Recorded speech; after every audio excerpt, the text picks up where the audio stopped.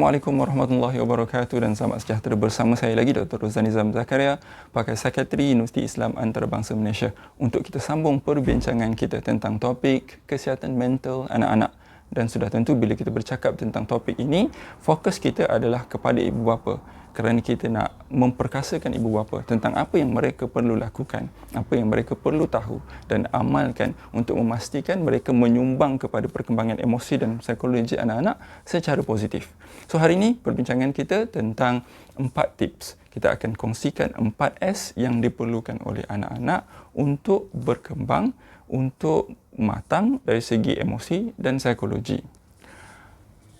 Seperti mana kita tahu, anak-anak ni dia berkembang daripada banyak aspek. Dia berkembang secara fizikal, dia berkembang secara kognitif, dan aspek yang juga penting adalah perkembangan mereka secara psikologi.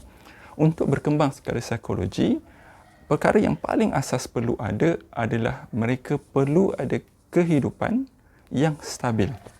Kalau kita boleh bayangkan, kalau kita tanam suatu pokok, hari ini kita letak di dalam pasu, besok kita cabut, kita letak dalam pasu lain, besok kita letak dalam rumah, lusa kita siram, kemudian besok harinya kita tidak siram.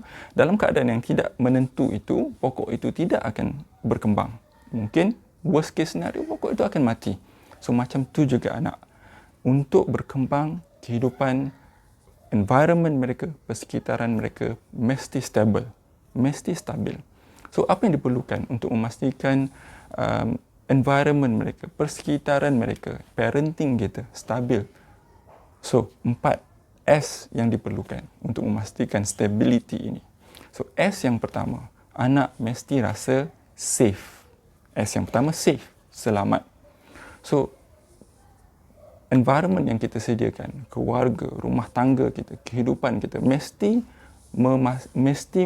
menyebabkan anak itu rasa selamat. Kalau anak rasa terancam, duduk dalam suasana yang banyak abuse, penderaan, neglect, bergaduh mak dan ayah dan sebagainya, dia tidak akan membantu perkembangan emosi dan psikologi anak-anak. So S yang pertama yang mesti ada, anak mesti rasa selamat. S yang kedua, secure. So secure juga selamat, tapi S yang kedua ni, anak mesti rasa secure dari segi emosi. Tadi safe dari segi fizikal. Secure yang kedua ini, S yang kedua ini adalah dia rasa secure dari segi emosi. Maksudnya apa? Maksudnya dia rasa ibu bapa dia itu available, mampu untuk memahami, mampu untuk mendengar, mampu untuk berinteraksi dengan emosi yang mereka alami. So, kalau kita neglect anak kita, ataupun kita dismiss perasaan dia, ataupun kita tidak percaya kepada dia, dan ini semua akan mengganggu dia untuk rasa secure. Bila anak tak rasa secure, dia tidak stabil, dan bila dia tak stabil, dia tidak akan berkembang secara normal, psychologically. So, S yang ketiga adalah anak mesti rasa soothe. Soothe ni maksudnya anak mesti rasa tenang dan tenteram. Dan ini peranan kita untuk menjadi pembantu kepada mengendali dan mengurus emosi anak-anak. So, anak-anak ada kalanya akan rasa marah, sedih, kecewa. So, kita mesti berada di samping mereka untuk bantu mereka menguruskan emosi ini. Kita kena tunjuk, bimbing, bantu mereka mengendalikan emosi mereka. Jika tidak, mereka tidak akan membesar dalam keadaan tahu bagaimana nak mengendalikan emosi mereka. S yang keempat, anak mesti rasa seen. Seen maksudnya dilihat, diperhatikan. Apa maksudnya?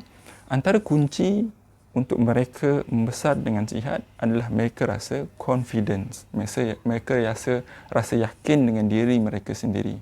Tanpa seen, tanpa dilihat, tanpa dipuji, tanpa diberi galakan, anak tidak akan terbentuk keyakinan dirinya. Jadi bila tidak ada keyakinan diri, dia akan rasa insecure, dan insecurity inilah yang akhirnya menjadi benih kepada banyak masalah mental. So ini 4 S yang utama untuk memastikan anak stable. Safe, secure, soothe and seen. Dan of course, saya tambah bonus satu lagi S yang juga penting, iaitu spiritually guided. Dan anak of course perlu bimbingan psikologi dan juga perbimbingan spiritual. kerana dua ini saling berkait. So kalau kita amalkan 4S ini untuk achieve stability dan akhirnya bantu kita bimbing mereka spiritually, anak-anak akan membesar dalam emosi dan psikologi yang positif, insya-Allah. Sama-sama kita amalkan. Jangan lupa like and share YouTube Dr. Rozan Nizam Zakaria untuk lebih banyak diskusi tentang isu kesihatan mental. Assalamualaikum warahmatullahi wabarakatuh.